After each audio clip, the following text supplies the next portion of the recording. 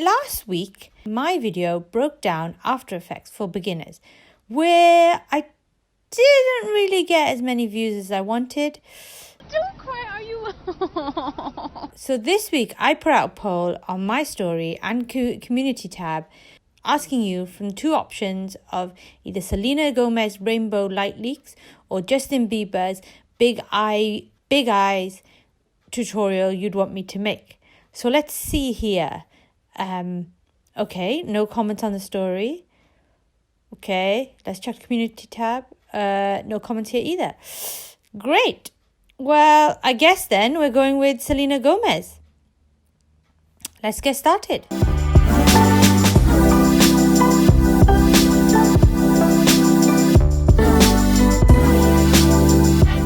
Hey guys, if you're new around here, my name's Om and I make videos every Monday at 12 p.m. So hit the subscribe button and the notification bell and don't miss a video. Now, when I started this, I made it really complicated, thinking I needed fractal noise with a blend mode. However, to get it looking like the video effect here, it only took 2-3 steps. Firstly, you'll need an image of a rainbow light leak, which you can get from the internet. Make sure it's copyright free. Open After Effects and place this and the background footage into a new comp. Draw a mask around the image and feather it to around 48-50%. Reposition the image and bring up the scale by hitting S on the keyboard.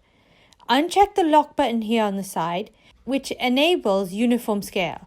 But I want to change the scale differently in both horizontally and vertically. Perfect. Finally, rotate your image by 90 degrees. The next step is to enhance the color. In the Effects and Presets panel, type Levels and drag and drop this onto the image. Now I can bring out more of the color by adjusting the low and high level arrows here. Next, type Curves and drag this onto the image layer. I'm just adding a slight dip to give it a bit of a pop.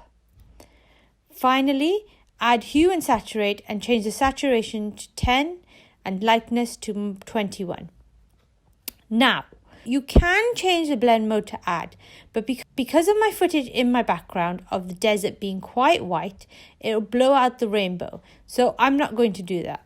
To blend it more into background, however, I'm going to bring the opacity down to around 70-ish%. Perfect.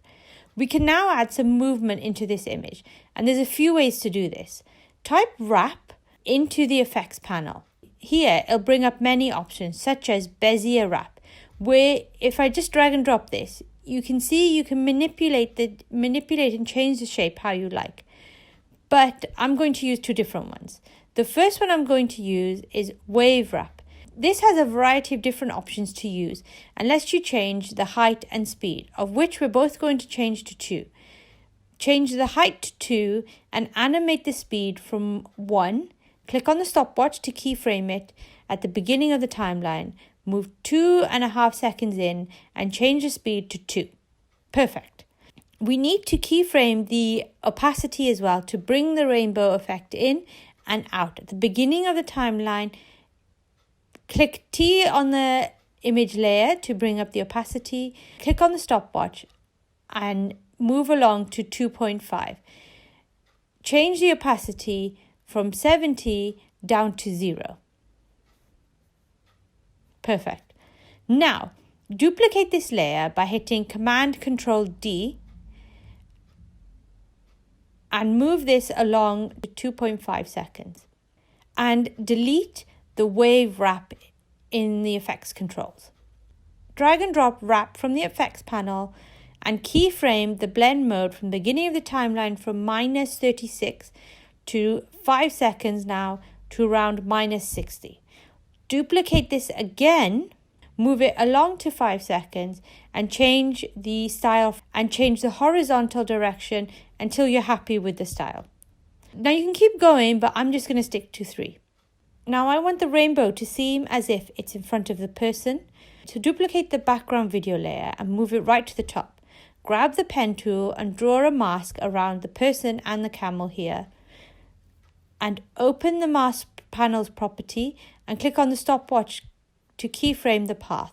Move along the timeline and adjust the path accordingly.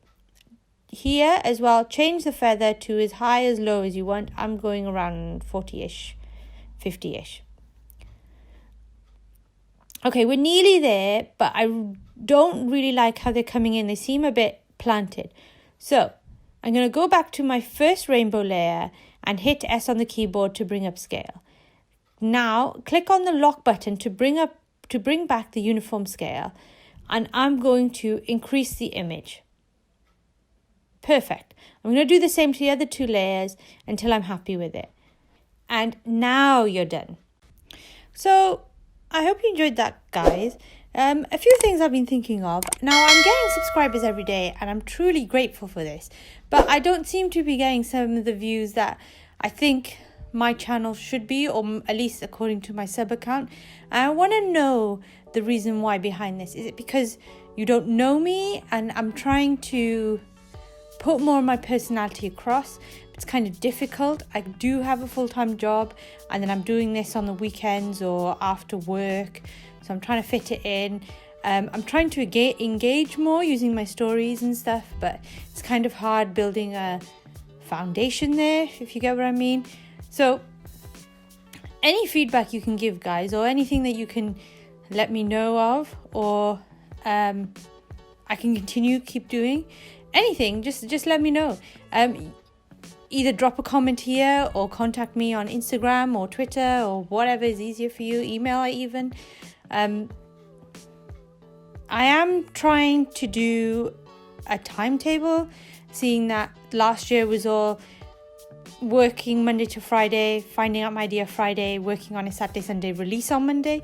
It's kind of difficult to get momentum from that. So I am going to put a timetable up on my community tab and all my socials out there. So let me know what you think of that. And hopefully you can get some sort of idea of what I'm doing and maybe my engagement will increase. But yeah, let me know what you think. In the meantime, hit the like and subscribe button. Leave a comment down below to let me know anything. And I'll see you next week.